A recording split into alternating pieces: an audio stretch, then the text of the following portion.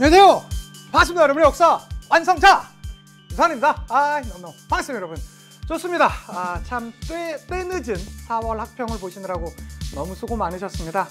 지금이 사실 5월 중순이 이제 넘어가고 있는 시점인데요.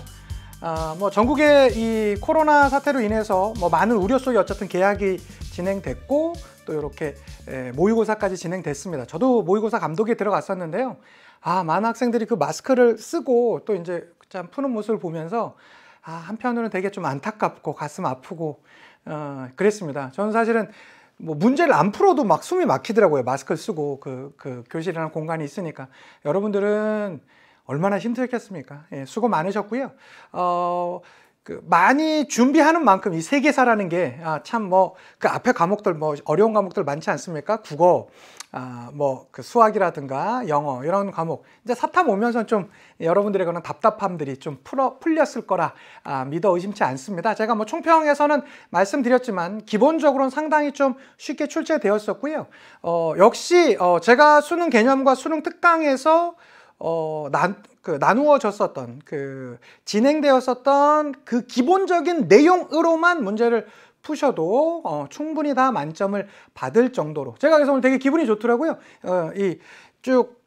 여기 EBS 주차장에 와갖고 지하 주차장에 딱 주차를 딱 했는데 한 친구가 인스타에 DM으로 선생님 저 다 맞았습니다. 정말로 선생님 말씀 듣고 이렇게 따라갔더니 만점을 받았네요 하면서 그런 연락도 보내주더라고요. 그래서 참 역시 이 세계사라는 과목이 저를 믿고 따라오는 많은 학생들한테 참 이렇게 좀 뭔가 해갈이 되는 좀 뭔가 이렇게 시원한 기쁨이 되는 그런 과목이었으면 좋겠다라는 생각을 가지고 또 우리 이 모의고사 풀이도 한번 진행해 보도록 하겠습니다. 자, 한 번씩 하나씩 또 가보도록 할게요. 1번 문제입니다. 뭐 언제나 1번 문제는 전형적인 문제, 거의 메소포타미아 문명 아니면 이집트 문명이 나오게 되는데요. 볼까요? 자, 이 가 문명에 대한 설명으로 옳은 거랍니다. 이 화폐는 이라크랍니다. 이라크의 수도가 지금 바그다드죠. 뭐 여기만 해도 전 어느 정도 힌트가 오는데요. 좀 더 가보겠습니다. 발행된 것이고요. 화폐의 중앙에는 자, 핵심 단어 등장했습니다. 함무라비 왕이 태양신으로부터 왕의 권위를 인정받는 모습이 그려져 있고요. 자, 가 문명의 바빌로니아 왕국에서는 함무라비 왕이 기존의 법을 집대성하여 함무라비 법전을 편찬했고요. 이 법전을 통해 가 문명 사회의 모습을 엿볼 수 있다. 특히 이 중에서도 뭐 바빌로니아 이런 걸로도 찾아갈 수 있지만 뭐니 해도 함무라비 법전으로 인해서 이게 메소포타미아 문명임을 우리는 어렵지 않게 찾아갈 수 있었습니다. 지난 3월에는 이집트 문명이 나왔거든요. 이번에는 메소포타미아 문명이 그냥 바로 그대로 나와줬습니다. 봤더니 지구라트라는 신전이 축조되었다.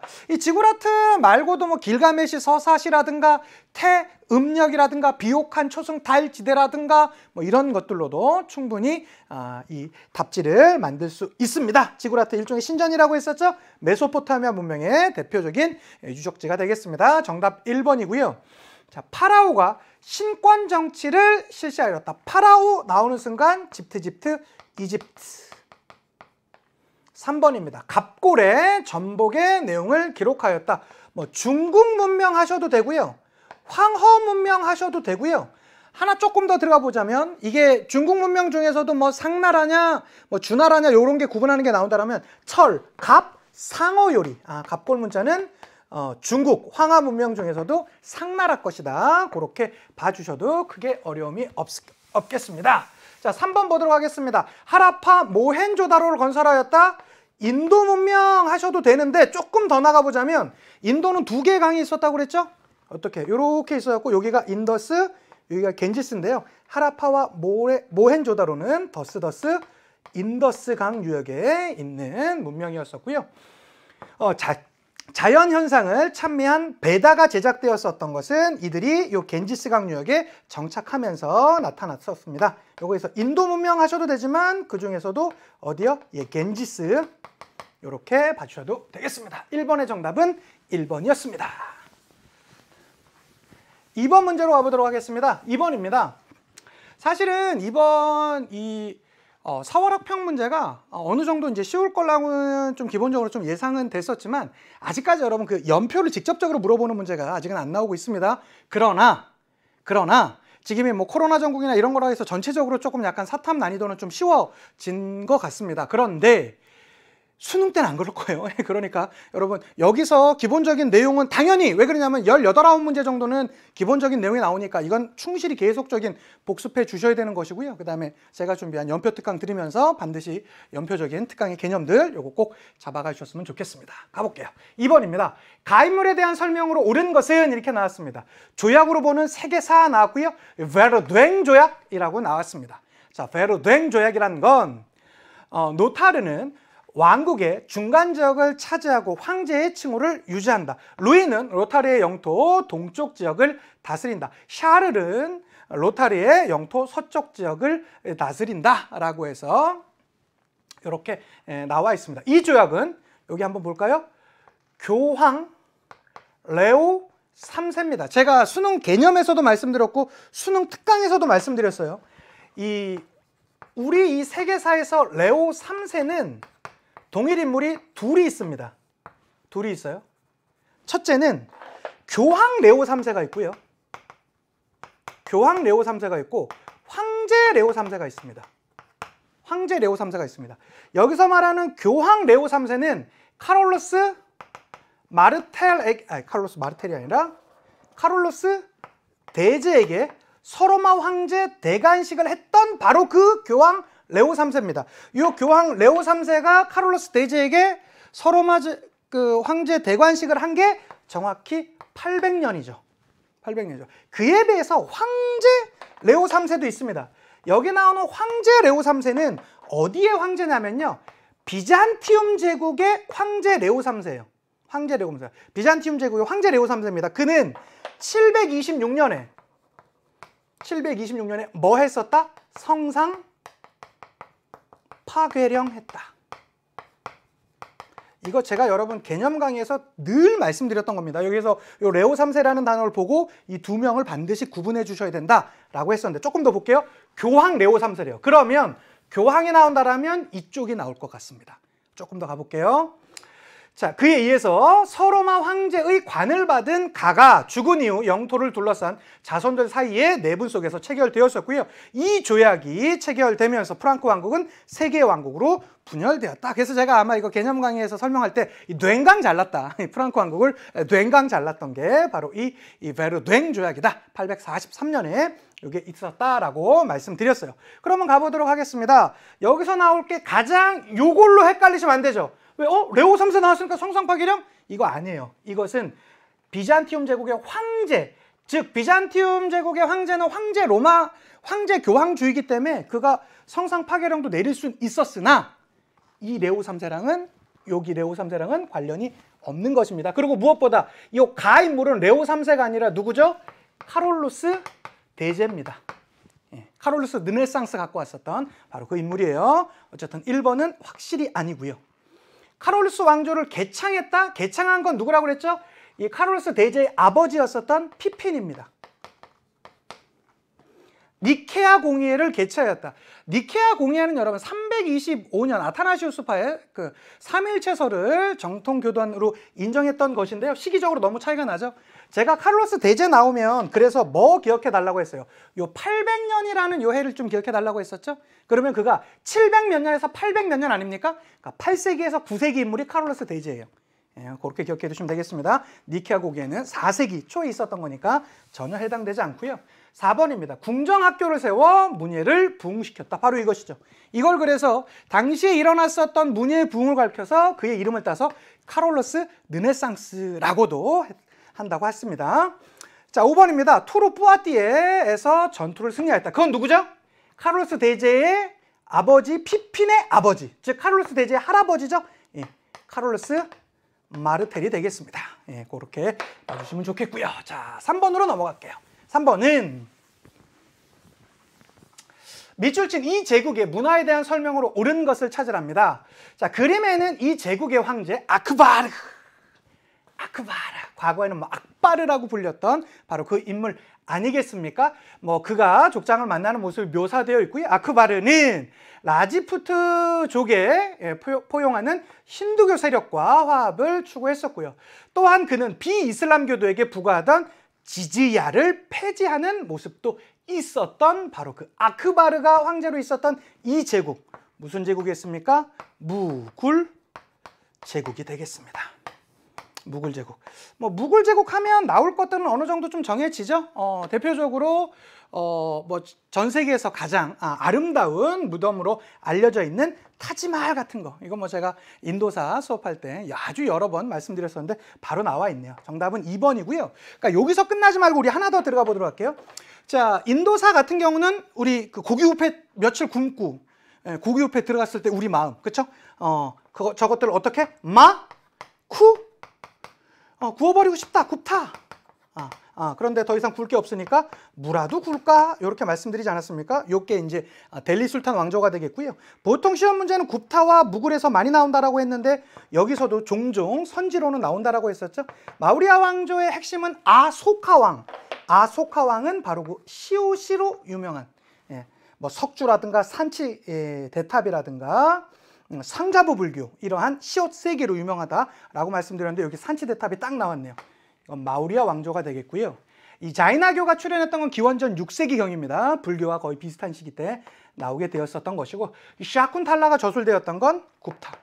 그래서 인도사가 좀 어려운 이유는 뭐 샤쿤탈라라든가 뭐 마하바라타라든가 뭐 라마야나라든가 뭐 이런 것들이 나온다라고 했었죠. 그런 것 좀 약간 용어가 어려운 거 나오면 무조건 굽타다. 이거 굽타라고 말씀드렸고요. 간다라 양식이 등장했던 건 쿠시안 왕조가 되겠습니다. 그래서 인도사의 왕조들이 아주 골고루 포진되어서 나왔군요. 4번으로 넘어가 보도록 하겠습니다. 4번입니다. 다음을 통해 알 수 있는 전쟁의 영향으로 가장 적절한 걸 찾으랍니다. 영향으로 가장 적절한 걸 찾으랍니다. 테르모필레.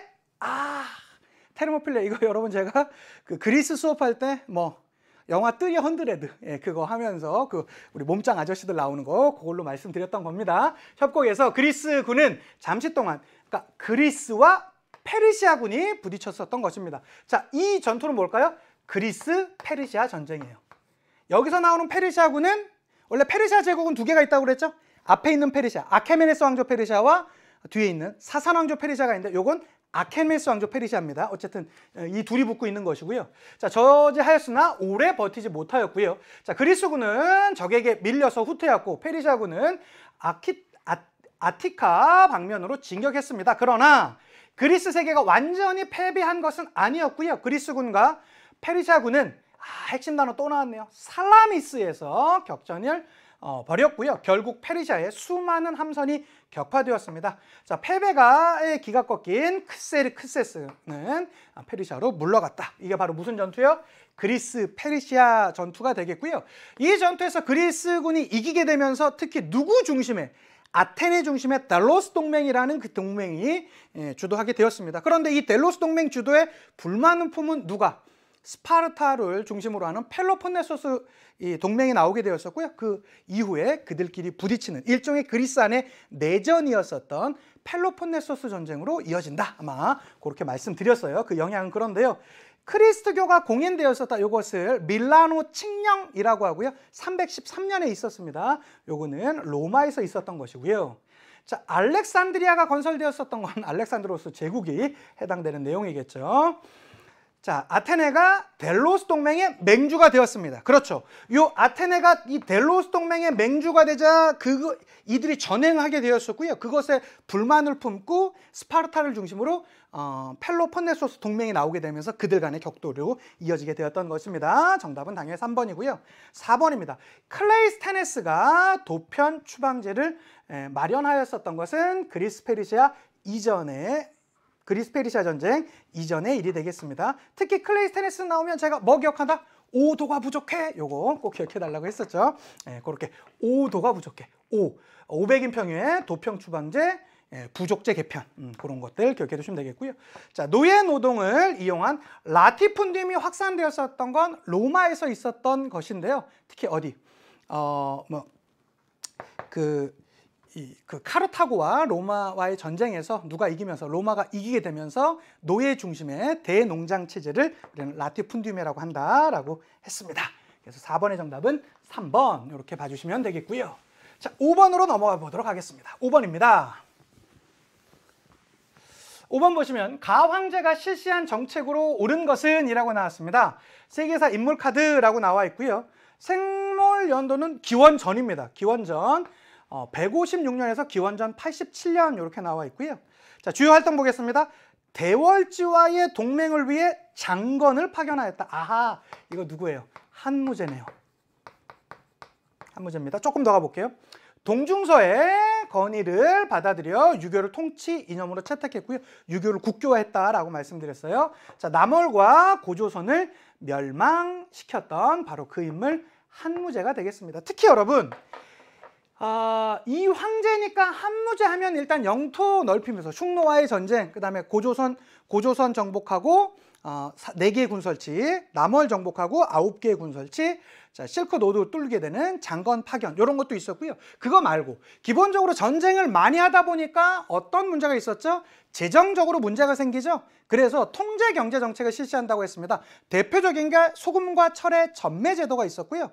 또 하나 균수 평준법, 물가 조절 체계, 그 다음에 화폐도 하나 발행한다고 했는데 오수전 이런 것까지 같이 기억해 두셔도 좋고요. 자, 그거 말고 여기서는 황제 정책이니까 아마 한무제 정도에서 나올 텐데요. 사실 한무제는 한나라의 가장 대표적인 왕 아닙니까? 특히 한나라를 묻는다라면 이 히읗과 관련된 것들이 좀 많이 나온다고 했었죠. 그들의 지배층은 호족이었었고 샹거리 선제가 있었고 한전제라는 것도 있었다. 뭐 흉노를 상대하기도 했었던 바로 그들. 그래서 그 유교적인 학문으로는 훈고학 이런 것들이 나오기도 했던 게 바로 이 한무제 때다, 그 한나라 때다라고 다 말씀드렸습니다. 하나씩 가볼게요. 1번입니다. 군기처를 설치하였다. 군기처는 청나라입니다. 청나라 중에서도 누구? 정제, 옹정제. 요거 봐주시면 되겠고요. 이갑제를 실시하였다. 이갑제는 누구요? 명나라인데요. 명나라의 태조 홍무제 때의 일입니다.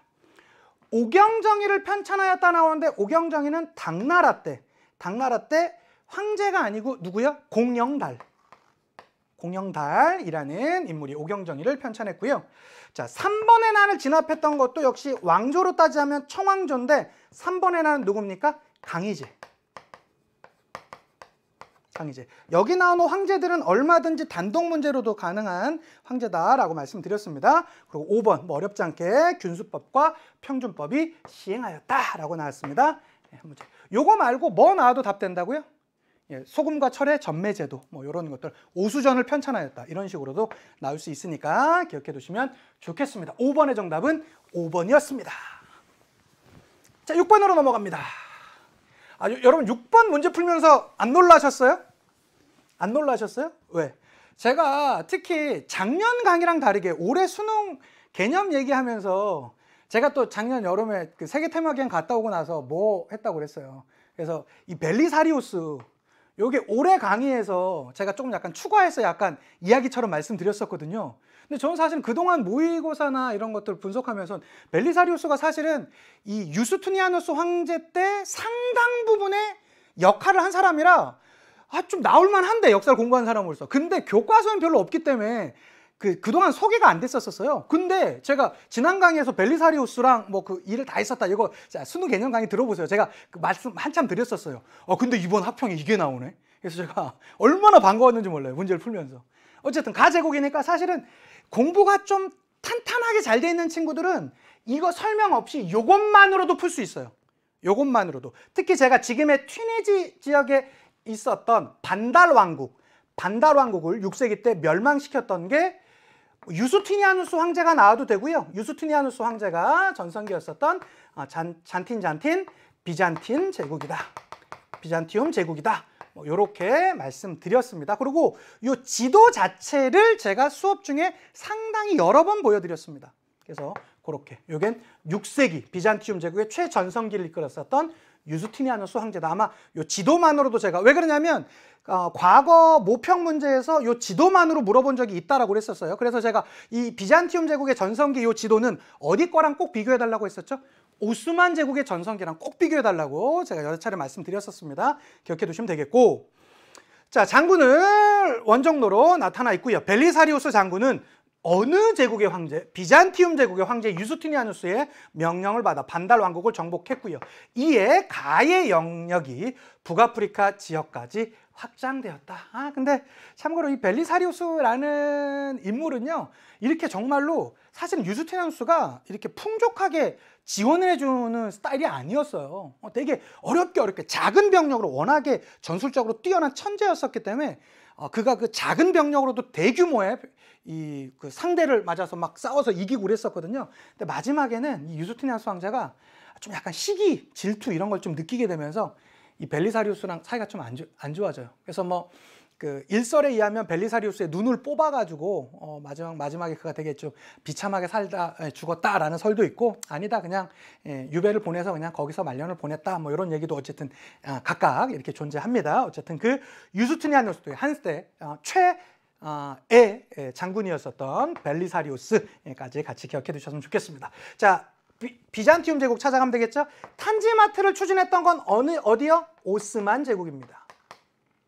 조로아스터교를 국교로 삼았다. 국교로 삼았대요. 조로아스터교 나오면 보통 페르시아인데 국교로 삼았던 건 어디요? 사산 왕조 페르시아. 이렇게 기억해 두시면 되겠고, 사산 왕조 페르시아를 정복하였던 건 이슬람은 이슬람인데 어떤 시대 이슬람의 정통 칼리프 시대. 칼리프 시대 때 사산 왕조 페르시아가 정복되었었고요. 자, 군관구제와 둔전병제 실시했다. 특히 군관구제와 둔전병제가 좀 어렵게 나온다면 유스티니아누스 황제 사후에 실시되었던 게 군관구제랑 둔전병제고요. 당연히 비잔티움 제국의 대표적인 제도니까 요거 기억해 두시면 되겠습니다. 정답 4번이고요. 이집트의 맘루크 왕조를 멸망시켰다라고 나와 있는데요. 이집트의 맘루크 왕조를 멸망시켰던 건 기본적으로 오스만 제국인데, 오스만 제국 중에서도 셀림 1세가 해당되겠습니다. 자, 6번의 정답은 4번이었습니다. 자, 다음 나라 볼까요? 밑줄친 이 시대에 대한 설명으로 옳은 것을 찾으랍니다. 이 건축물은 동황당으로 핵심 단어 나왔습니다. 국풍문화가 발달한 이 시대의 대표적인 문화유산이랍니다. 자, 이 시대에는 견당사 파견이 중지되고, 요게 핵심 단어예요. 국풍문화, 견당사 파견이 중지되고, 그리고 일본 고유의 특색이 나타났다. 선생님 이 사찰은 뭔가? 그건 몰라도 돼. 문제 푸는데 전혀 이상이 없어. 요즘에 사실 이 코로나 때문에 노래방이 좀 문제가 되죠. 근데 제가 요 일본사는 노래방으로 제가 풀어드렸죠. 야, 유성아 나 노래해? 야, 유성아 넌 역시 무가 뛰어난 애야. 이렇게 나온다고 했었죠. 그래서 나라시대, 해이안 시대, 가마쿠라 막부, 무로마치 막부, 에도 막부 하면서 이게 이제 막부가 시작된다라고 이렇게 말씀드렸고요. 보통 시험 문제는 막부로 나온다라면 에도 막부가 가장 메인을 이루고, 그 다음에 요 나라 시대랑 헤이안 시대 비교하는 문제가 꽤 많이 나옵니다라고 제가 말씀드렸어요. 특히 이 나라 시대랑 헤이안 시대를 구분할 때 헤이안 시대 때 수도는 어디예요? 헤이안쿄가 되겠고, 나라 시대는 헤이조쿄 이렇게 됩니다. 그 다음에 여기서는 견당사 파견, 헤이안 시대 되면서 견당사를 중지, 이런 것들 나왔습니다. 나라 시대 때 도다이사라는 사찰이 만들어졌었다라든가, 일본 석이라든가 이러한 역사서들도 만들어졌었다. 그에 비해서 헤이안 시대는 견당사 파견 중지로, 알다시피 이 일본만의 고유한 특색을 띠는 겐지 이야기라든가 이런 걸로 대표되는 국풍 문화가 발달했다라고 했었는데, 이번 시험에는 바로 요 헤이안 시대가 나와줬군요. 다시 가서 볼게요. 자, 보시면 다이카 계신을 단행했다. 다이카 계신은 나라 시대보다 이전에 있었던 것입니다. 645년에 당 중심의 율령 체제를 받아들였던 것이고요. 명과 감합 무역이 이루어졌다. 무로마치 감합. 미음 명 무로마치 감합. 미음 기억나시죠? 무로마치와 명나라 사이에서 이루어졌던 그 무역 형태가 바로 감합 무역이다 라고 말씀드렸습니다.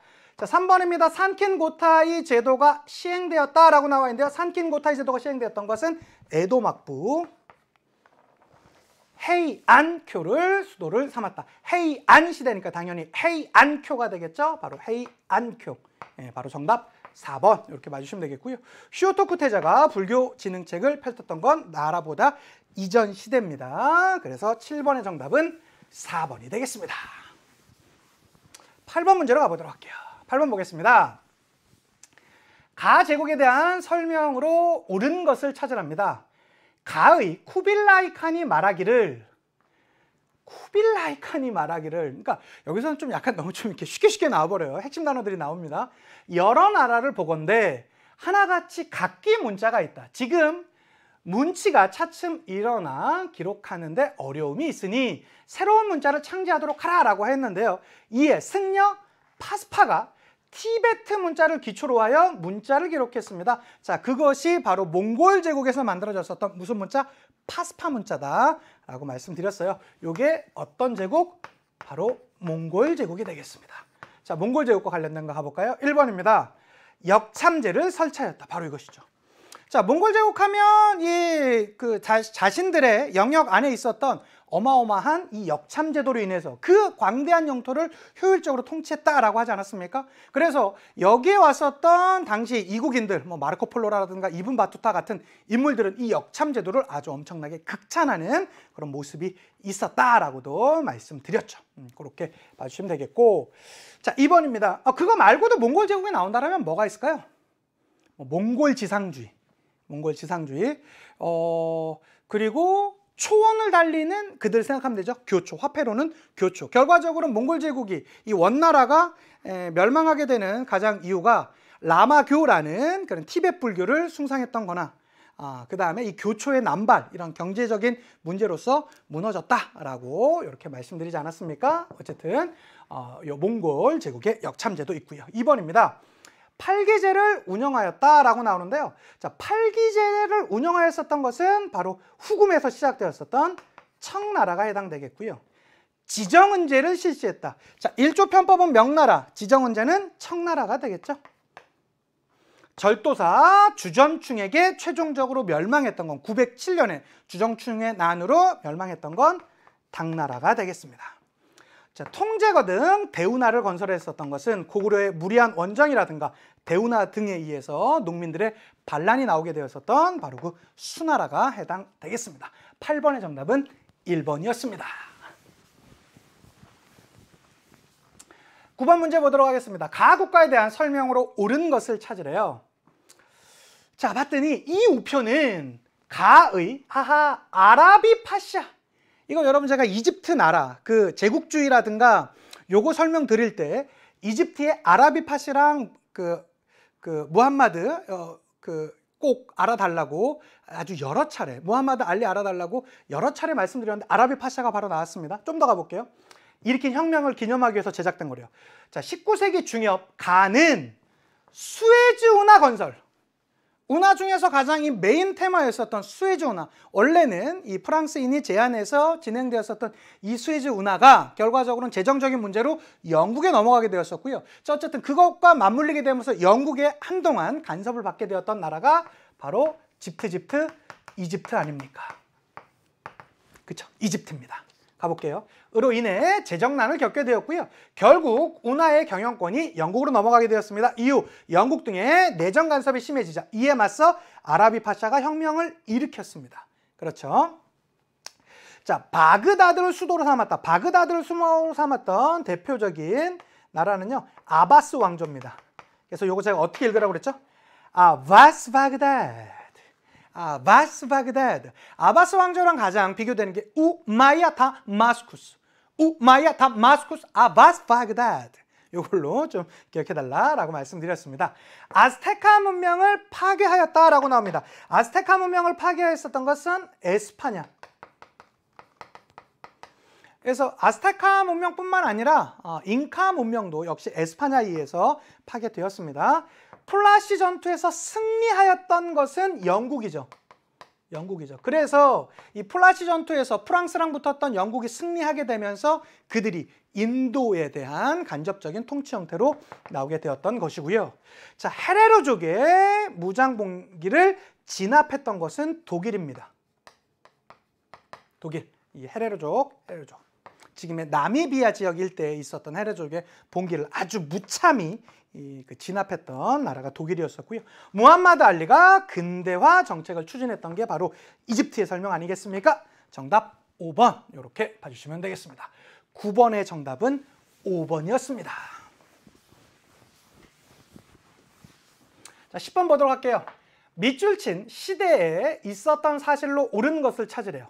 봤더니 귀거래사. 요거 하나로도 위진남북조 시대를 찾을 수 있습니다.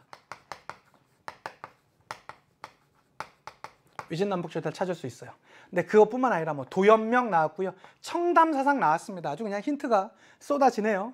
자, 검색 결과 귀거래사는 도연명이 지은 시대예요. 자, 그가 살았던 이 시대에는 화북 지역의 북방민족에 세운 여러 국가가 난립하였었고 강남에는 한조 광조가 교체되었습니다. 어떻게 교체되었다고 했었죠? 송, 제, 양, 진 이런 순서로 교체되면서 이 나라들 전체를 남조다라고 이렇게 말씀드렸다라고 했었죠. 북쪽에는 16국을 북위가 통일하고 그 이후로 또 여러 이렇게 분열되면서 그 전체를 또 북조다 이렇게 해서 위나라 그걸 통일했던 진나라 남쪽의 여러 왕조 북쪽의 여러 왕조 하면서 요 전체 시대 3에서 6세기의 요 시대를 위진남북조 시대다라고 이렇게 말한다라고 했습니다. 강남 지역에서는 한족 왕조가 교체가 일어나는 등 혼란스러운 시기였고요. 귀거래사는 이러한 세상에서 벗어나고 싶어하는 지식인의 현실적 도피적인 경향이 잘 나타나 있습니다. 이 위진남북조 시대 찾으래요. 자, 위진남북조 시대 때는 양명학이 등장했다라고 했는데 양명학은 왕수인이 처음에 이제 정리한 것으로서 지행합일, 심증리 이런 것을 중요하게 여기는 양명학은 명나라 때 있었던 것입니다. 양세법이 시행되었던 것은 당나라 때 있었던 것이고요. 사고전서가 편찬되었었던 건 청나라 때입니다. 그러니까 왕조별로 딱딱 떨어져요. 그래서 중국사가 사실은 우리 세계사 파트에서 중국사가 상당히 쉬워요. 왜? 왕조별로 딱딱 떨어지고 그 떨어지는 걸 제 강의 필기 노트에서 제가 그대로 다 정리해드리지 않았습니까? 기억해 두시면 되겠고요. 제자 100개가 출연했었던 것은 춘추 전국시대. 자, 구품중정제. 특히 위나라에서 시작되었었던 이 구품중정제는 위진남북조 일대에 그 관리등용제도의 대표적인 제도가 바로 이 구품중정제였었고요. 이 구품중정제를 없애면서 수나라 때 시작되었던 게 과거제입니다. 아셨죠? 이 구품중정제. 문제가 조금 어렵게 나온다면 구품중정제가 실시된 목적 이런 것도 나올 수가 있겠죠. 이 위진남북조 이전의 시대가 어떤 나라죠? 한나라입니다. 자, 한나라 때는 호족이 잘 나갔는데요. 호족은 지방에 자신의 세력 근거지가 있는 이들이라고 했었죠. 자, 이들을 통제하기 위해서 위나라 때 나왔었던 게 구품중정제예요. 중정관들이 다니면서 9단계의 등급으로 사람을 추천하는 것인데 이걸 이렇게 놨더니 결과적으로 지방의 유력자들이 그냥 중앙 관리가 되는 거예요. 그래서 그들의 힘을 빼고자. 그래서 위진남북 시대 때가 이 귀족 문화가 꼽히게 되거든요. 귀족 사회가 되니까. 그래서 그것을 없애기 위해서 나왔었던 게 뭐예요? 수나라 때 바로 과거제죠. 그렇게 이해해 주시면 되겠습니다. 그래서 정답은 5번 이렇게 보시면 되겠고요. 자, 이렇게 해서 우리 이제 절반 정도 같이 풀어봤습니다. 자, 어쨌든 여러분 다시 한번 말씀드리지만 중국사는 왕조별로 나라가 딱딱딱 떨어져야 됩니다. 그래야지만 확실하게 정리가 될 수 있으니까 해주시고, 특히 중국사가 나온다면 이번 4월 학평 같은 데서는 그렇게 많이 강조되진 않았지만 순원 같은 인물로 대표돼서 나왔지만 중국 근현대사 쪽 그게 연표 문제가 나온다라든가 2차 국공합작이나 요 파트가 나오면 조금 어려워지거든요.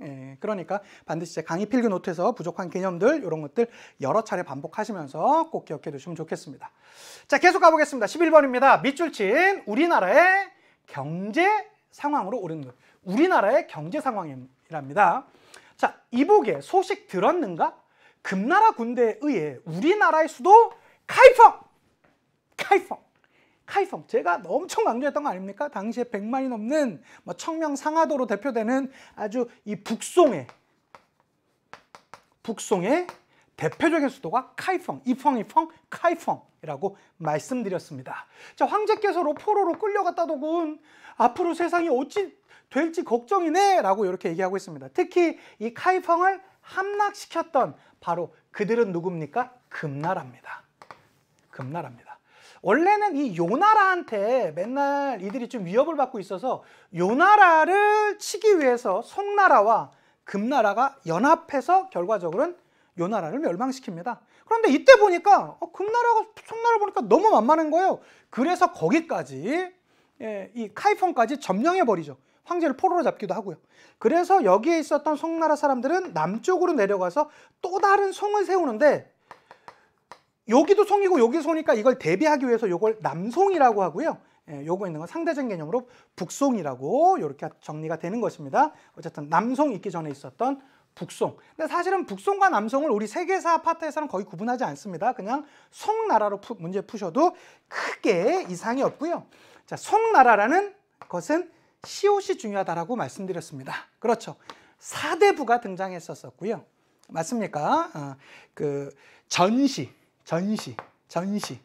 황제가 마지막 시험은 직접 주관하는, 그리고 그것으로 인해서 관리가 되는 현직 관료들이 지배층이 되는 주로 사대부들이 많았었습니다. 석탄 사용이 일반화되기도 했었고요. 그 다음에 송나라 하면 우리가 제일 기억해야 되는 거 누구? 우리 여성 연예인 송회교 씨 기억하셔야 되죠. 회자, 교자로 대표되는 송나라의 그 화폐 같은 것들도 여전히 있었고요. 자, 뿐만 아니라 남송시대 때는 성리학이 발달하기도 했던 게 바로 요 송나라의 대표적인 게 되겠습니다. 계속 가볼게요. 일조 편법이 실시되었다라고 나옵니다. 일조 편법은 어디요? 명이라는 나라였고요. 교자가 만들었다. 송회교. 회자, 교자 나왔네요. 우리 송혜교 씨 이름만 알아도 송나라에 문제 풀 수 있겠습니다. 정답 2번이 되겠고요. 3번입니다. 산시상인이 회관과 공소. 여러분, 회관하고 공소가 나오면 이걸 제가 명나라 것이냐 청나라 것이냐 구분할 필요가 있다고 그랬습니까? 없다고 그랬습니까? 없어요. 이건 명도 맞고요. 청도 맞아요. 이 공소, 산시상인, 회관, 공소 이런 것들 나오면 명청을 구분할 필요가 없다고 했습니다. 이건 둘 다 맞는 거예요. 명청 둘 다 맞고요. 자, 4번입니다. 감자, 고구마 등 외래 작물이 재배되었던 것도 명청을 구분할 필요가 없다고 했습니다. 명나라도 맞고 청나라도 맞습니다. 철제 농기구와 우경이 보급되기 시작했던 것은 춘추 전국시대 정도로 봐주시면 되겠습니다. 11번의 정답은 2번이었습니다. 자, 12번 가보도록 할게요. 12번입니다. 가구강에 대한 설명으로 옳은 것을 찾으래요. 2020년 4월호랍니다. 자, 월간 세계사 기획특집. 절대 왕정 시기에 군주는 관료제와 상비군을 두어 왕권을 강화했답니다. 자, 이번 호에서는 핵심 단어들 막 쏟아지네요. 태양왕으로 자처하며 프랑스의 절대 왕정을 이끈 가의 정책에 대해 조명해보고자 라고 했다라고 하는데요. 여기 보니까 낭트 칙령 폐지, 베르사유 궁전 건립했던 바로 그 인물, 프랑스의 대표적인 절대 왕정을 이끌었었던 루이 14세. 본인을 이제 태양왕으로 이렇게 이제 평가하기도 했던 인물인데요. 사실은 이 루이 14세가 나온다라면 거의 이 절대 왕정이라고 하는 시대, 에스파냐에서는 펠리페 2세 같은 인물도 있을 것이고요. 영국에서는 엘리자베스 1세 여왕 같은 사람도 있을 것입니다. 자, 그리고 프랑스의 루이 14세와 이렇게 대비가 되고요. 자, 동유럽으로 가면 러시아에서는 표트르 대제라든가, 그렇죠? 그 다음에 프로 2세에서는 프리드리히 대왕 내지는 프리드리히 2세 요렇게도 평가할 수 있을 것 같아요. 이 프로 2세는 지금의 이제 독일 지역 정도로 생각하시면 되겠습니다. 이런 인물들이 이제 주로 시험 문제 많이 나오고요. 언제든지 이게 빈출 파트이기 때문에 꼭 기억해 두시면 좋겠어요. 자, 하나씩 한번 가보도록 합시다. 문제 한번 풀어볼게요. 봤더니 1번. 데카프리스트의 난을 진압하였다. 데카프리스트의 난은 기본적으로 여러분 이건 19세기에 있었던 거예요. 자유주의 민족주의 운동에 러시아에서 벌어졌었던 운동이 되겠습니다. 일단 위치도 다르고요. 시기도 차이가 있습니다. 에스파냐의 무적 함대를 무찔렀대요. 에스파냐의 무적 함대를 무찔렀었던 것은 영국의 대표적인 절대 왕정을 이끌었었던 엘리자베스 1세 여왕이 되겠습니다. 자, 청과 네르친스크 조약을 체결했던 것은 러시아의 누구죠? 트르트르 표트르 대제. 표트르 대제. 4번입니다. 레판토 해전에서 오스만 제국을 격파하였다. 자, 오스만 제국을 격파한 레판토 해전. 특히 이것은 여기 에스파냐의 펠리페 2세가 되겠습니다. 이 에스파냐의 펠리페 2세가 오스만 제국에서 1571년 레판토 해전에 승리하면서 그들이 바로 무적 함대를 이끌게 되었었는데, 이 무적 함대를 누가? 이 엘리자베스 1세가 무찌르게 되면서 한때 아주 강성한 나라로서 활동했었던 것이 바로 영국이 되겠습니다. 기억해 두시면 되겠고, 5번입니다. 콜베르를 등용하여 중상주의 정책을 펼쳤던 인물이 바로 프랑스의 대표적인 절대왕정을 이끌었었던 루이 14세가 되겠습니다. 정답은 5번입니다. 자, 이렇게 해서 12번까지 풀어봤고요. 13번으로 넘어가 보도록 합시다. 13번입니다.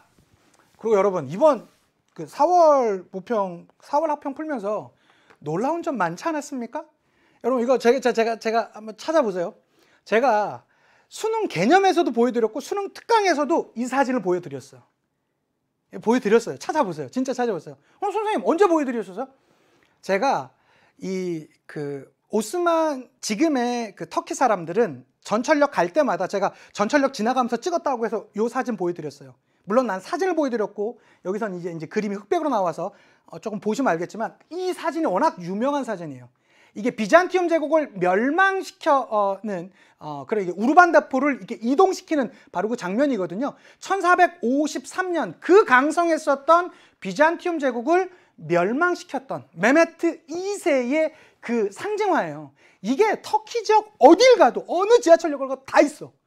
그래서 제가 그때 수업할 때 뭐라고 말씀드렸냐면, 지금의 터키 사람들은 1453년 증후군에 마치 걸린 것처럼 이 사진에 대해서 되게 열광하면서도 거의 신앙처럼 모시고 있다, 이렇게 말씀드렸어요. 찾아보세요. 못 믿겠으면. 제가 분명히 또 나왔더라고. 그래서 어떻게 내 수업을 듣고 시험 문제를 내셨나? 라고 제가 혼자 생각을 한번 해봤습니다. 자, 한번 가보도록 할게요. 13번입니다. 가제국에 대한 설명으로 옳은 것 찾으래요. 이 그림은 술탄 메흐메트 해도 되고 메메트 해도 됩니다. 2세가 콘스탄티노폴리스를 점령하기 위해 공격에 나선 것이랍니다.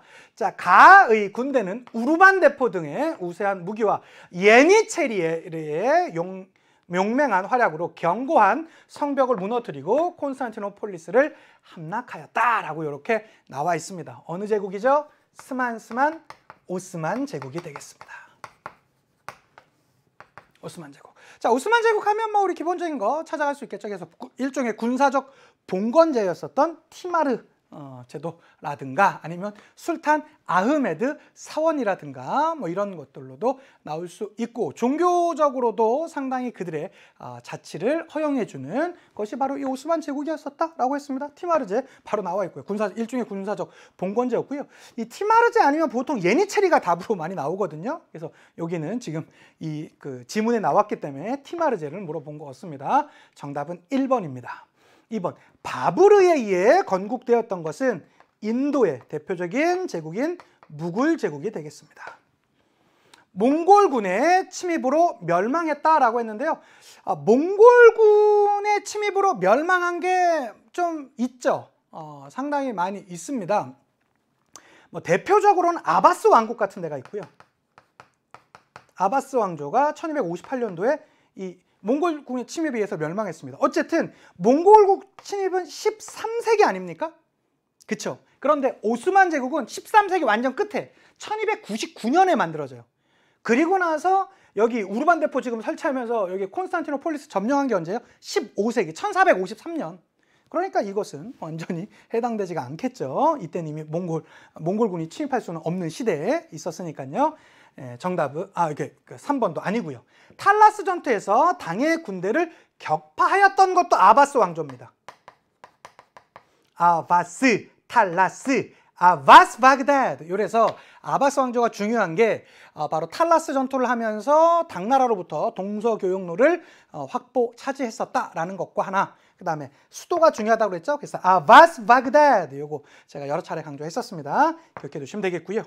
자, 5번입니다. 왕의 기로 불리는 감찰관이 파견되었던 것은 나라로 따지자면 아케메네스 왕조, 페르시아 때 일이고요. 다리우스에 대한 설명이었습니다.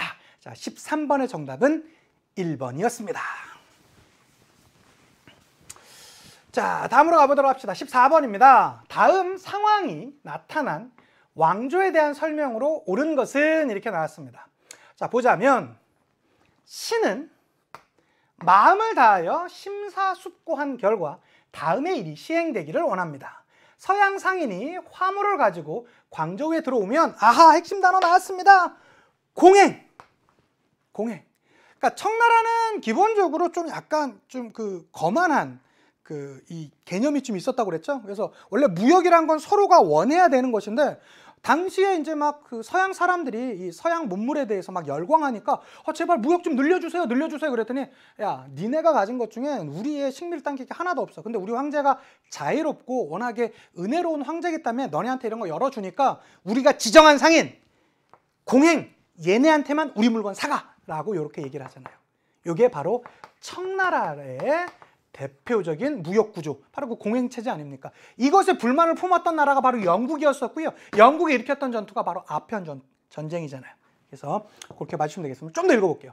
자, 통해서만 교역하게 하고 서양 상인이 비단, 차 등을 구입할 때도 공행을 통해 구매해 주십시오. 청렴하고 능력 있는 관원을 선발하여 공행의 상행위를 감시하도록 하겠습니다 라고 이렇게 나오고 있죠. 자, 이 상황이 나타난 왕조, 당연히 청나라, 이 중국의 마지막 왕조였었던 청나라였습니다. 한 번씩 가보도록 할까요? 1번입니다. 샹거리선제. 이 샹거리선제, 지방에서 추천한 사람을 관리로 등용하는 거, 시읒과 시읒이네요. 한나라고요. 만한병연제, 만주족과 한족을 같이 등용시킨다라는 거 아닙니까? 네, 정답은 2번, 바로 청나라의 대표적인 제로 만한병용제가 되겠고요.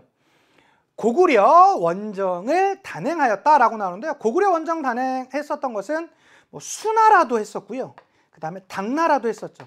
수나라는 대표적으로 살수대첩 같은 데서 우리한테 완전 박살이 났었고, 당나라 같은 경우도 당태종이 안시성 전투에서 조인성 씨가 지키는 데 있죠. 예, 그 드라마에서 설현 씨랑 같이 나왔잖아요. 조인성 씨가 그 당나라가 쳐들어왔던 것이거든요. 그래서 수당 정도가 해당되겠고요. 4번입니다. 정화의 항해를 추진해왔던 것은 명나라의 황제까지 가볼까요? 영납제였고요. 자, 5번입니다. 북명관제와 남명관제를 운영했었던 것은 거란해도 되지만 나라로 따지자면 요나라였습니다. 이렇게 정리가 되겠죠. 그래서 여러분, 중국은 왕조별로 주요 내용들, 거기 나오는 신화, 그 다음에 화폐 이런 것들 한 방에 싹 정리해 두시면 상당히 좀 이렇게 편합니다. 그리고 제가 요 팁도 알려드렸죠. 한나라는 히읗 많이 나옵니다. 이거 말고도 호족, 흉노, 그 다음에 반고의 한서라는 책도 있었고요. 히읗 다 히읗 들어가는 겁니다. 그 다음에 향거, 리선제, 이러한 것들 다 이 한나라랑 기본적인 관련이 있다라는 거. 그 다음에 여기는 없지만 지금 송나라 같은 경우는 시옷 이런 것들 좀 중요하다라는 거. 그 다음에 명청이. 그 다음에 중국사가 나온다라면 주요 인물별로도 나올 수 있습니다. 우리가 문제 풀면서도 한무제 만났었죠. 한무제 충분히 가능하고요. 한무제 단독 문제로도. 그 다음에 당나라는 사실은 왕으로는 단독 문제가 나오기는 그렇게 내용적으로 많지는 않습니다. 그에 비해서 명태조 홍무제, 명태조 홍무제라든가 영락제, 그 다음에 청나라의 대표적인 인물인 강희제라든가 옹정제, 걸륭제 이런 인물들은 충분히 황제 자신만으로, 진시황제 빼놨네요. 진시황제도 당연하겠죠. 이런 형태로도 얼마든지 가능하니까 이렇게 중국 왕조별 정리하면서 조금 더 눈여겨봐줄 인물들 황제별로도 한 번씩 같이 정리해 두시면 좋겠습니다. 14번의 정답은 2번이었습니다. 자, 15번 문제 나왔네요. 제가 이 15번 문제를 가르쳐서 아마 가르쳐서 이것을 뭐라고 그랬냐면, 이번 4월 학평 문제에 그나마 가장 어렵다라고 하나 뽑아보자면 바로 이 14번 이 미국 혁명과 아니면 몇 번이었죠? 번호로는 마지막 연표 문제에 해당되는 20번 문제. 20세기 요 문제가, 요 15번 문제와 20번 문제가 만점이 되냐 안 되냐를 놓고 이렇게 따지는 거다라고 이렇게 말씀드렸습니다. 문제 한번 풀어드리도록 할게요. 자, 가나 문서가 발표된 시기 사이에 있었던 사실을 옳은 걸 찾으랍니다. 올해 영국 의회가 제정한 아메리카에 있는 영국 식민지에서 인지세와 그 밖의 세금을 인허 및 적용하는 법률은 모든 식민지인의 권리와 자유를 억압하려는 의도를 명백히 드러나고 있다라고 합니다. 자, 인지세뿐만 아니라 뭐 여러 가지 세금들이 나오게 되었던 거. 자, 인지세법 같은 게 대표적으로 언제 나왔었냐? 1765년에 제정되었었고요. 이것에 대한 지금 바로 나오자마자 이게 말이 돼? 라고 하면서 지금 그 의견들이 나오고 있는 거 아닙니까? 연표를 따져보자면 1765년이고요. 그 약간 이후 뭐 아니면 그 해 정도가 해당되겠습니다. 자, 나옵니다. 영국 국왕은 뉴햄프셔주, 뉴욕주, 뉴저지주, 펜실베니아주 등 13개의 주의 연합을 자유로운 주권 독립국가로 인정한대요. 여기에 있었던 13개의 연합주를 자유로운 독립국가로 인정해주는 거. 이거 파리 조약이잖아요. 파리 조약 아닙니까? 파리 조약은 1783년인데요. 사실은 뭐 요 연도를 선생님 그럼 이 연도를 우리가 무조건 알아야 됩니까? 라고 물어볼 수 있는데 사실은 문제는 이 흐름적으로만 푸냐면 제가 이거를 해설해 드리려고 연도는 써 드리지만 몰랐어도 문제는 얼마든지 풀 수 있어요. 근데 우리가 여러분 제가 말씀드릴게요. 어차피 우리 이제 앞으로 6월 모평, 9월 모평, 11월 대수능 남아 있잖아요. 그때까지요. 시간이 좀 남았으니까 이걸 당장은 아니더라도 여러분이 적어도 수능 시험장 들어갈 때는 요 정도 연도는 알고 들어가셔야 됩니다. 자, 연표 특강에도 당연히 요 정도 연도는 들어가요. 그 이유는 당연합니다. 왜요? 연표 문제가 요새 두세 문제씩은 수능에서 무조건 나와요. 그리고 나름 어렵게 나와요. 예, 그러니까 이게 당장은 아니더라도 여러분이 모평시험 정날이라든가 수능시험 그쯤에서는 반드시 알아두셔야 될 정도라고 할 수 있겠습니다.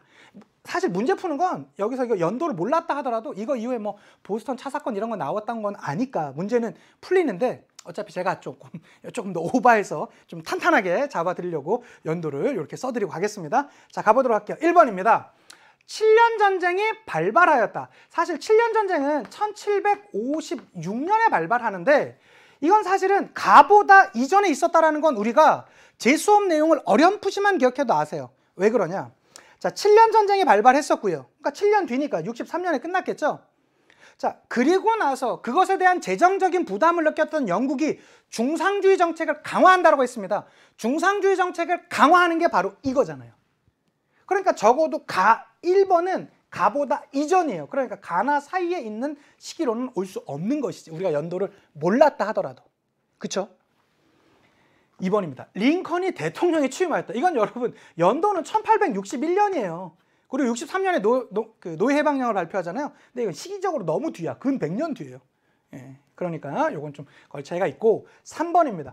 보스턴 차 사건이 발생하였습니다. 자, 보스턴 차 사건은 언제냐면 1773년인데 이 연도를 몰라서도 문제 푸는 데는 전혀 이상 없습니다. 왜 그러냐? 자, 중상주의 정책 강화했어요. 중상주의 정책 강화라는 게 뭐예요? 그동안 약간 자유롭게 풀어줬었던 당시에 지금의 미국 지역에 있었던 그 식민지 지역에 영국이 세금을 더 많이 늘린 거잖아요. 뭐 인지세와 그 밖의 세금 늘린 거 아닙니까? 자, 그러니까 그것에 대해서 반대해서 나왔던 게 대표적으로 보스턴 차 사건이고요. 자, 그리고 돼서 뭐 1차 대륙회의 있었고요. 렉싱턴 전투 있었고요. 그 다음에 2차 대륙회의 있었고요. 그리고 독립선언서 발표했었고요. 요크타운 전투에서 승리했었고요. 그리고 파리 조약이 나오잖아요. 그러니까 이 사이에 있었던 건 보스턴 차 사건 말고도 여러 개가 나올 수 있어요. 렉싱턴 전투 나와도 되고요. 요크타운 전투 나와도 되고요. 1, 2차 대륙회의 나와도 되고요. 독립선언서 나와도 돼요. 그러니까 그 사이에 요거는 논리적으로 가능하죠. 그래서 정답 3번입니다.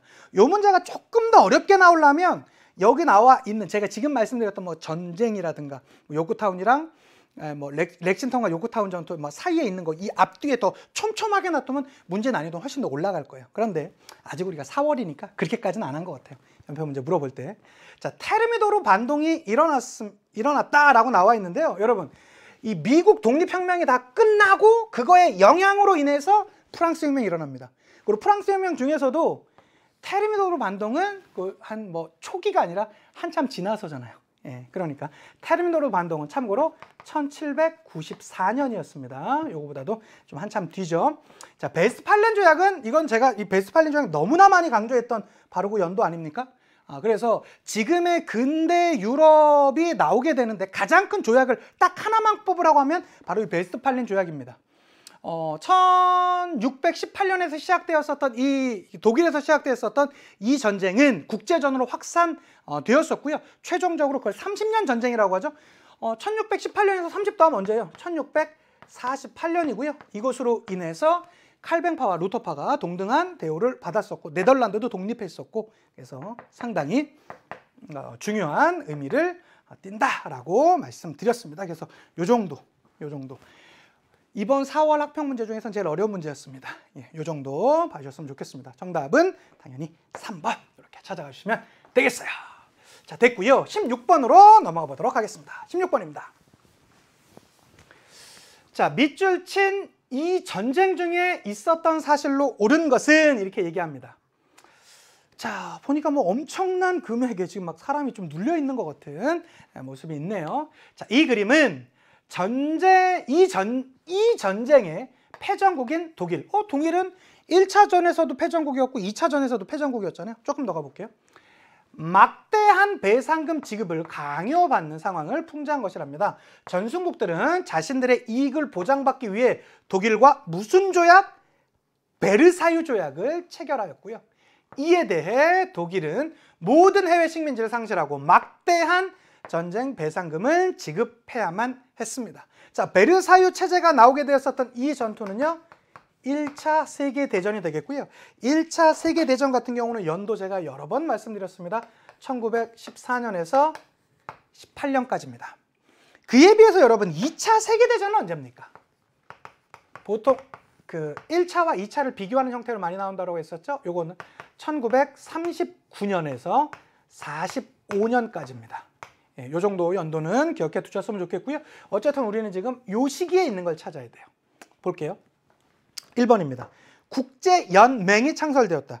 이 국제연맹은 1920년 창설이 됩니다. 왜 창설되죠? 1차 세계대전 끝나고 막 베르사유 조약 체결되고 하니까 야, 이거 이대로 있어서는 안 되겠다. 보니까 지금 이대로 있다 또 싸우면 우리 전 세계 지금 큰일 나겠어 라고 해서 전쟁을 제재할 목적으로 국제연맹을 1920년에 만들었는데 이게 좀 맹한 단체라고 말씀드렸어요. 왜 맹하냐? 일단 그 당시에 군사적 강대국들이 들어오지 않았었고요. 전쟁을 막을 제재 수단이 별로 없었던 상황입니다. 자, 그런 사이에서 뭐가 터지고요. 1929년에 경제 대공황이 터지고 그렇게 되면서 결과적으로 이 군부 정치를 해 나갔었던 독일이 점점 히틀러라는 괴물과 함께 나오는 것을 얘는 막아내지 못했잖아요. 그리고 나서 빵 터졌던 게 2차 세계대전 아닙니까? 그래서 2차 세계대전 끝나고 나왔던 게 국제연합, 그건 UN이라고 하죠. 그 UN은 지금까지 있잖아요. 그러니까 세계 3차 대전은 아직 없지 않았습니까? 앞으로도 없어야 되겠지만. 그래서 그게 1차 세계대전 끝나고는 좀 맹한 단체 국제연맹, 2차 세계대전 끝나고는 국제연합 여기 있었고요.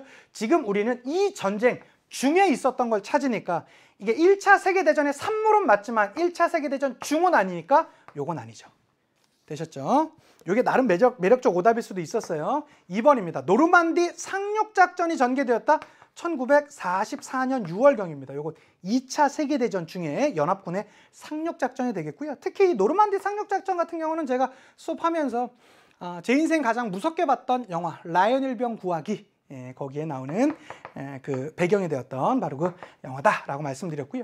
켈로그 브리앙 조약, 켈로그 브리앙 조약 같은 경우는 이제 미국 대표와 프랑스 대표가 나와갖고 야, 이제 앞으로 진짜 우리 전 세계 좀 평화롭게 잘해보자라고 해서 1928년도에 바로 그 맺었던 바로 그 조약이 켈로그 브리앙 조약이 되겠습니다.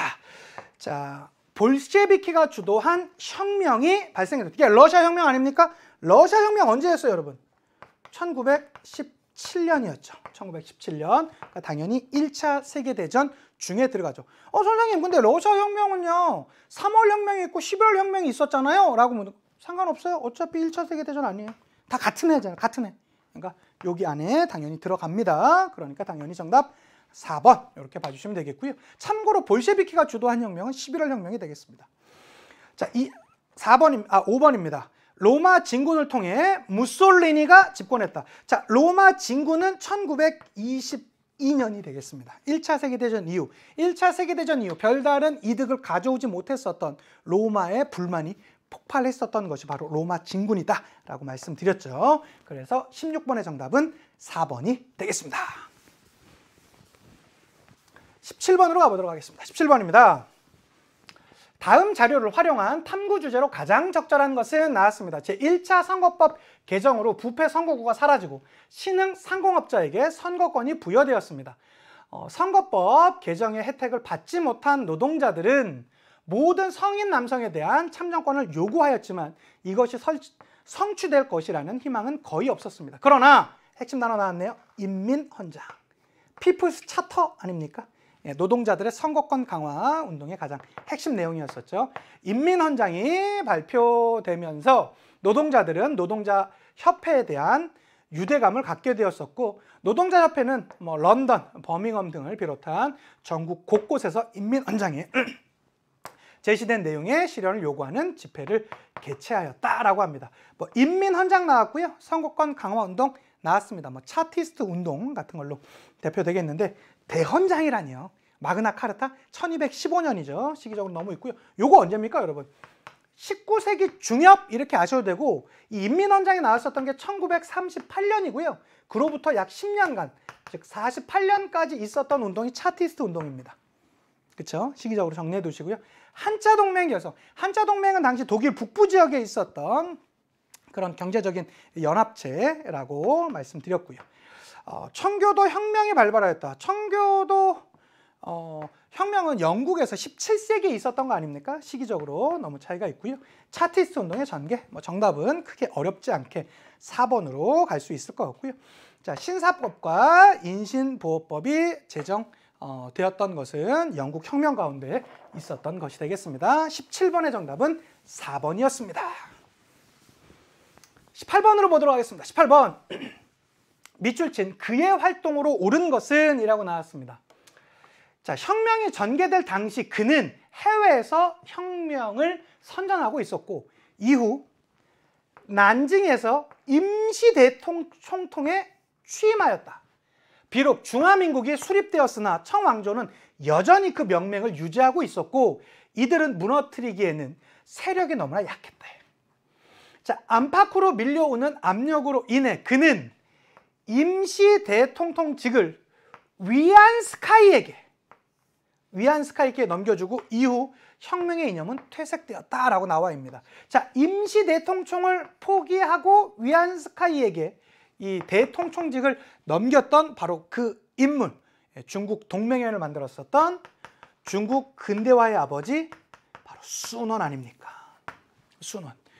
순원 같은 경우도 여러분 제가 수능 개념 같은 데서 제가 예전에 홍콩 갔을 때 순원 기념관 가서 했었던 그 사진 수능 특강 때도 보여드렸어요. 그런 것들. 그래서 사실 이번 4월 학평 보면서 전 깜짝깜짝 놀랐습니다. 제가 좀 약간 의미 있거나 좀 약간 좀 여러분한테 이 텍스트 말고 그냥 사진 자료나 이런 걸로 보여드렸던 것들이 시험 문제 거의 다 나와버린 거야. 그래서 이번 사실 4월 학평 보면서 좀 깜짝 놀랐던 그런 경험이 있습니다. 어쨌든 순원입니다.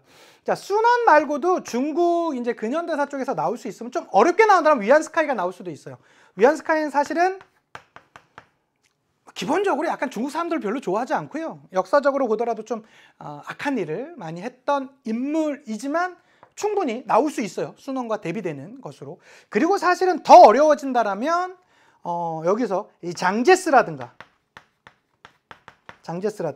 그 다음에 중국 공산당을 이끌었었던 마오쩌둥 그리고 지금의 중국의 현대를 잇게 했었던 작은 거인 이 덩샤오핑. 자, 요런 인물들 정도의 주요 내용들은 여러분 비교해 두셔야 되고요. 특히 현대 파트가 나온다라면 마오쩌둥과 덩샤오핑을 비교하는 형태의 문제는 상당히 자주 나올 수 있습니다. 요거 충분히 출제 가능성들이 있는 것들이니까 꼭 기억해 두시면 좋겠어요. 자, 보겠습니다. 자, 북벌을 완수하였다. 북벌 완수했던 건 장제스죠. 시안 사건을 일으켰다. 그래서 장제스를 바로 그 가두었었던, 그 감금했었던 건 장슈에량이라는 그런 인물이었습니다. 자, 3번입니다. 중국 동맹회를 결성했던 게 바로 순원이죠. 근데 참고로 중국 동맹회는 중국에서 못 만들고요. 일본에서 만들어졌습니다. 1905년에요. 그거까지 기억해 두시면 좋겠고요. 4번입니다. 문화 대혁명을 추진하였다. 바로 마오쩌둥이죠. 자, 문화 대혁명은 연도도 여러분 꼭 기억해 두시면 좋겠어요. 1966년에서 정확히 10년간 76년까지 마오가 76년에 죽거든요. 요 문화 대혁명 주도 세력 바로 마오쩌둥이 되겠고요. 자, 태평천국 운동을 진압하였다. 태평천국 운동을 주도한 사람은 홍수전이고요. 그것을 진압한 인물은 한인 관료였었던 뭐 이홍장이라든가 진국번 이런 인물들이 여기에 해당되겠습니다. 18번의 정답은 3번이었습니다. 자, 19번. 오랜만에 르네상스 문제가 나와서 얼마나 반가운지 모릅니다. 자, 19번 보겠습니다. 가 인물이 활동하던 시기의 상황으로 옳은 것을 찾으랍니다. 이달의 추천 도서 나왔고요. 도서명 우신예찬. 자, 소개. 우신예찬은 네덜란드의 인문주의자 가랍니다. 누구죠? 에라스미스예요. 에라스미스. 어리석은 신, 즉 당시의 성직자들은 사람들이 뭐 글도 알지 못하고 하니까 야, 이게 하나님 말씀이 하고 그냥 눈만 부라리면 그냥 그러고 나서 본인들이 온갖 호의 허례 허식으로 인해서 호의를 많이 누리고 있다라고 해서 이것을 약간 당시의 성직자들의 그런 행태를 비판적으로 얘기하는 거에 바로 이 우신예찬이라는 에라스무스라는 그런 알프스 이북의 르네상스의 대표적이지 않았었습니까? 이 책에는 당시 교회의 형식화된 모습과 성직자의 타락을 풍자하는 내용이 담겨져 있고요. 그 다음에 또 하나, 이 에라스무스랑 대표적으로 같이 나오는 인물이 당시에 영국의 대표적인 학자였었던 토마스 모어의 이거 유토피아라는 그런 책까지 그렇게 그 당시에 제1차 인클로저 그 운동 즉 이 울타리치기 운동으로 인해서 양이 사람을 잡아먹는다 이러한 그래서 이상향인 유토피아를 얘기했지만 결과적으로 그것은 오히려 사람들을 더 좀 힘들게 하는 그런 당시에 되게 모순적인 사회를 얘기하는 것이 바로 요때 이 알프스 이북의 르네상스. 결과적으로는 이런 것들의 영향으로 인해서 뭐까지 영향을 주게 되었었다? 결과적으로는 종교개혁까지 영향을 주게 되었었던 것이 바로 알프스 이북의 당시의 사회상을 비판적으로 바라봤었던 뭐 에라스무스라든가 토마스 모어 같은 것이라고 했습니다. 자, 볼게요. 소피스트라니요. 소피스트는 그리스 철학자들이고요. 스콜라 철학은 중세에 대표됩니다. 부나로드 운동은요, 러시아에서 일어났던 농촌 계몽 운동 같은 것들이 여기에 해당이 되겠고요. 4번입니다. 스펜서의 사회 진화론이 유행하였다. 이 원래는 진화론은 찰스 다윈의 생물학적 진화론이었었는데 이게 19세기 그 학자였었던 스펜서라는 사람이 우리 사회에 연관 지어버린 거예요. 그렇게 되면서 우리가 생태계에서 강한 동물이 약한 동물을 잡아먹는 거에 너무나 당연하게 여기지 않냐. 그런데 사실 이 논리가 사회도 마찬가지야. 세고 힘이 있는 사회나 국가와 민족이 자신보다 약한 국가와 민족을 집어삼키는 거, 그들을 식민지배하는 건 너무나 당연한 거야 라고 하면서 제국주의의 사상적인 토대가 되었었던 게 바로 스펜서가 만들었었던 사회진화론이다 라고 했었죠. 그리고 나선 이게 제국주의의 이념으로 들어가지 않습니까? 그거까지 기억해 두시면 되겠고요. 자, 르네상스가 알프스 이북으로 확산되었던 게 바로 이 시기가 되겠죠. 그래서 보통 이들이 활동했던 시기는 한 16세기 초 정도로 여겨지고 있습니다. 자, 오늘의 마지막 문제 한번 보도록 하겠습니다. 마지막 문제입니다. 자, 마지막 문제 보시면 다음 연설이 행해진 시기를 연표에서 옳게 고르랍니다. 우리 정부는 쿠바 섬에 주둔 중인 소련 군대의 군비 증강을 주의 깊게 감시해 왔으며 이곳에 공격용 미사일 기지가 그리고 여기서 핵심은 쿠바 섬이랍니다. 쿠바 섬은 사실은 미국 플로리다 반도 바로 밑에 있다라고 하지 않았습니까? 어쨌든 거기에 공격용 미사일 기지가 설치되었다라는 증거를 포착했대요. 우리 정부는 유엔 헌장에 따라 안전보장이사회 비상회의라고 하는데 안전보장이사회라는 걸 우리 줄여서 뭐라고 했었죠? 안보리. 유엔에서 가장 힘이 있는 기구입니다. 왜 그러냐? 여기서 바로 유엔군을 출동시킬 수 있거든요. 그래서 이걸 줄여서 안보리라고 한다고 그랬었죠. 안전보장이사회 비상회의를 소집하여 평화를 위협하는 소련의 움직임에 대한 즉각적인 대응을 요청할 것입니다. 회의에서 우리는 소련이 공격 무기를 즉각 해체해 철수하지 않는다면 쿠바 해상에 대한 봉쇄 조치를 풀 수 없다는 입장을 분명히 밝힐 것입니다 라고 이렇게 얘기하고 있습니다. 이게 무슨 사건이죠? 쿠바 미사일 위기입니다. 쿠바 미사일 위기. 사실은 쿠바 미사일 위기보다 더 중요한 건 1962년이라는 숫자죠. 1962년에 있었던 쿠바 미사일 위기가 되겠습니다. 되셨죠? 그러면 나머지 내용들은 그 연도에 맞춰서 한번 가보도록 할게요. 대서양 헌장이 발표되었다. 1941년입니다. 이 2차 세계대전 중에 있었던 대서양 헌장에 의해서 그 이후 뭐가 나오게 되죠? 예, 유엔이 나오게 돼요. 그거까지 하나 더 겹게 두시면 되겠고요. 자, 중화인민공화국 수립이라고 나와 있는데요. 1949년입니다.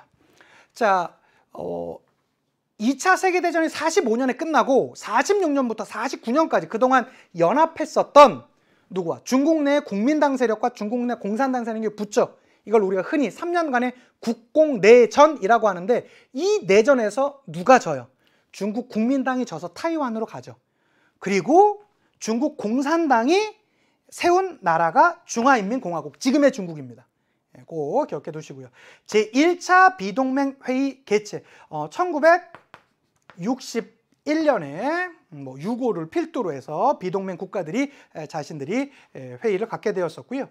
자, 닉슨 독트린, 1947년도 트루먼 독트린, 1969년도 닉슨 독트린, 1947년도 트루먼 독트린에 의해서 냉전이 시작됐다면 1969년 닉슨 독트린에 의해서 냉전이 완화되는 효과가 있었다라고 말씀드렸습니다. 1969년의 일이고요. 자, 베트남 전쟁 종전. 자, 베트남에서 미군이 철수한 건 73년이고요. 그 남은 상태에서 전쟁이 더 진행됐거든요. 그러다가 1975년에 끝나게 됩니다. 그리고 독일의 통일은 1990년이 되겠죠. 자, 그렇다면 1962년이니까 당연히 다. 정답은 이렇게 해서 그 3번 이렇게 끝나면 되는데, 여러분 여기 이 현대사 연표가 아마 제가 장담컨대 여러분들이 진도를 끝내지 않은 상태에서 이 문제를 푸셨으면 이 문제가 제일 어려웠을 거예요. 왜 그랬냐? 미국 혁명 문제는 사실은 내용적으로도 우리가 얼마든지 풀 수 있거든요. 근데 사실은 이 연표 문제의 어려운 점이 뭐냐면 연도가 기억나지 않으면 이걸로는 못 찾아가요. 여기 안에서 쿠바 미사일 위기라는 것은 우리가 찾을 수 있었지만 이 연도가 기억나지 않으면 이게 조금 애매할 수 있습니다.